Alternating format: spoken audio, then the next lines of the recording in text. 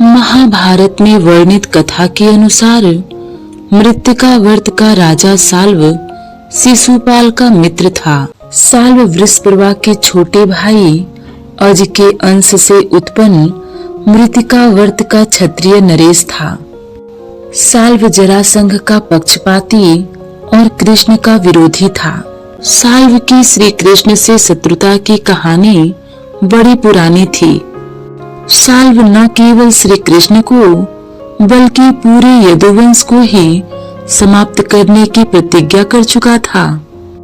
इसके लिए उसने द्वारिका की समस्त शक्तियों को बारीकी से देखा और उन्हें समझने की कोशिश की। और तब साल्व को यह भी समझ आ चुका था कि द्वारिका पर जल और थल मार्ग से चढ़ाई करना संभव नहीं था। तब साल्व ने विलुप्त हो रही वैमानिकी तकनीक को पुनर्जीवित करने का प्रयास किया था और वह अपने प्रयोग में सफल भी हुआ था। साल्व ने वैदिक तकनीक से एक विमान का निर्माण किया था जिसका नाम उसने सौभ रखा था। द्वापर युग के महाभारत काल में भगवान श्री कृष्ण की द्वारिका सबसे शक्तिशाली राज्यों में से एक थी। द्वारिका जैसा सुरक्षित दुर्ग जल और थल मार्ग से अभेद था। साल्व ने अपने सेनापति से कहा कि समुद्र में बसी द्वारिका का दुर्ग अभेद है, घुसना संभव नहीं है, लेकिन आकाश मार्ग से उस पर हमला किया जा सकता है। इससे वे भ्रमित हो जाएंगे और तब हम सेना सहित उन पर आक्रमण कर देंगे, क्योंकि वे किसी विमान से हमला होने की बात सोच भी नहीं सकते। किंतु द्वारिका में भी इस बात की भनक लग गई कि साल्व अचानक हमला बोल सकता है, पर किसी ने यह नहीं सोचा था कि साल्व तो विमान द्वारा आकाश मार्ग से धावा बोलेगा। उग्रसेन ने आदेश दे दिया कि नगर में आने जाने वालों पर कड़ी नजर रखी जाए। बिना चिन्ह या मुद्रा के किसी को भी प्रवेश न करने दिया जाए।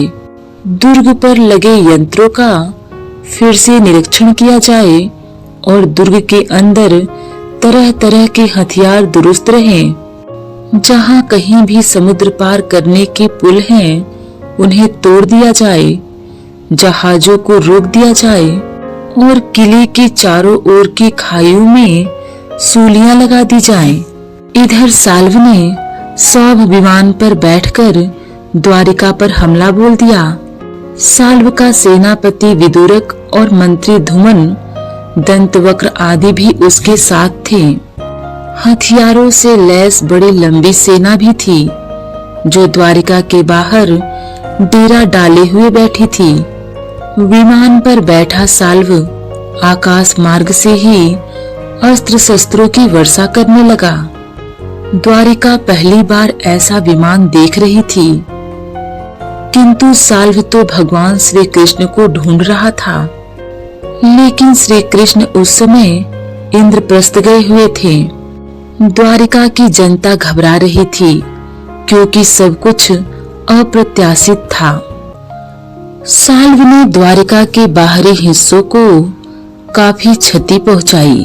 वह द्वारिका की सेना को भ्रमित करके और बाहरी सुरक्षा को नष्ट कर अपनी सेना को द्वारिका के दुर्ग में प्रवेश कराने के प्रयास में था और उसे इसमें शुरुआती सफलता भी हासिल हो गई थी। तब भगवान श्री कृष्ण के पुत्र प्रद्युम्न ने रथ पर सवार होकर सबको ढाढ़स बंधाया और युद्ध का ऐलान कर दिया। उद्धव चारों देश ने साहित्यिकी सांब भाइयों के साथ अक्रूर, कृतवर्मा, भानुविंद, गद्द, सुक, सारण आदि बहुत से वीर निकलकर उनके साथ हो लिए। ये सभी एक से बढ़कर एक महारथी थे। साल्व के सैनिकों और यदुवंशियों में भयंकर युद्ध होने लगा। प्रद्युम्न और साल्व के बीच युद्ध हुआ। इस युद्ध में प्रद्युम्न ने एक बड़ी भूमिका निभाई थी। ऊपर से विमान पर बैठकर युद्ध कर रहे साल्व ने प्रद्युम्न को घायल और मूर्छित कर दिया। तब प्रद्युम्न के सारथी दारुपुत्र ने चतुराई दिखाते हुए उन्हें युद्ध से हटा ले गया। कुछ देर बाद जब प्रद्युम्न की मूर्छा टूटी तब उन्होंने सारथी से कहा, तुमने मुझे रणभूमि से भगाकर ठीक नहीं किया। मैं ताऊ बलराम जी और पिताजी से क्या कहूँगा? लोग यही कहेंगे कि मैं युद्ध से भाग गया। तब दारुपुत्र ने कहा कि क्षमा करे राजकुमार, मैंने सारथी का धर्म निभाया है। इसके बाद प्रद्युम्न फिर से युद्ध में लौटे। इस बार प्रद्युम्न ने युक्ति से काम लिया और साल्व के विमान को और नीचे लाने के लिए बाध्य किया। और जैसे ही विमान थोड़ा और नीचे आया, प्रद्युम्न ने साल्व को एक ही बाण से गंभीर रूप से घायल कर दिया। बाध्य होकर साल्व को द्वारिका से भाग जाना पड़ा, क्योंकि वह उस समय युद्ध करने की स्थिति में नहीं रहा था। निसंदेह यह श्री कृष्ण के पुत्रों की असाधारण विजय थी, क्योंकि ऐसे हमले का उन्हें आभास भी नहीं था। तकनीकी रूप से देखा जाए तो साल्व का विमान पुष्पक विमान जैसा श्रेष्ठ नहीं था। साल्व का विमान बहुत ज्यादा ऊंचाई भी प्राप्त नहीं कर सकता था और इसीलिए साल्व को जल्द ही विमान सहित द्वारिका से भाग जाना पड़ा था। हालांकि वह बाद में फिर से नई तैयारी के साथ इससे भी बड़े हमले की योजना बना रहा था, जिसे अनदेखा करना द्वारिका के लिए एक बड़ी भूल होती। अतः श्री कृष्ण जब द्वारिका वापस आए तब उन्हें सारी स्थिति से अवगत कराया गया। श्री कृष्ण को यह पता चल चुका था कि साल्व उनसे निजी शत्रुता रखता है, इसलिए उन्हें ही युद्ध करने के लिए जाना चाहिए। पूरी द्वारिका को युद्ध की अग्नि में नहीं झोंका जाना चाहिए।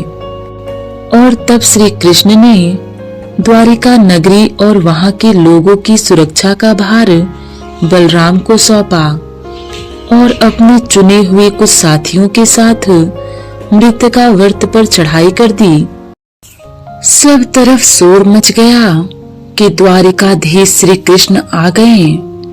चूंकि श्री कृष्ण को प्रद्युम्न से यह जानकारी मिल चुकी थी कि साल्व का विमान कितने वेग से उड़ सकता है और कितनी ऊंचाई प्राप्त कर सकता है, अतः उन्होंने अपने अस्त्र शस्त्रों का चयन भी उसी के अनुरूप किया था। इस युद्ध में श्री कृष्ण के सामने टिकते न देख साल्व ने छल का खूब सहारा लिया।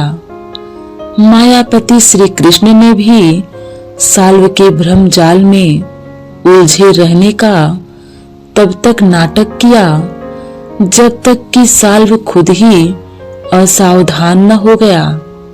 और तब अवसर पाते ही श्री कृष्ण ने एक ही बाण से सब विमान को नष्ट कर दिया। यह विमान ही साल्व की शक्ति था, अतः उसके नष्ट होते ही वह युद्ध में अधिक देर तक न ठहर सका और श्री कृष्ण के हाथों बुरी तरह पराजित हुआ। साल्व ने कुरुक्षेत्र के मैदान में पांडवों से युद्ध किया था। उसका हाथी अत्यंत बलशाली था। धृष्टद्युम्न से युद्ध करते हुए पहले तो उसका हाथी थोड़ा पीछे हटा, फिर क्रुद्ध होकर उसने धृष्टद्युम्न के रथ को सारथी सहित कुचल डाला, फिर सूंड से उठाकर पटक दिया। उसका क्रोध देखकर ही धृष्टद्युम्न अपने रथ से नीचे कूद गया था तथा अपनी गदा उठाकर उसने हाथी के मस्तक पर मारा। इससे हाथी का मस्तक विदीर्ण हो गया था। तभी सात्यकी ने एक तीखे मल से साल्व का सिर काट दिया था और इस प्रकार साल्व का अंत हो गया था।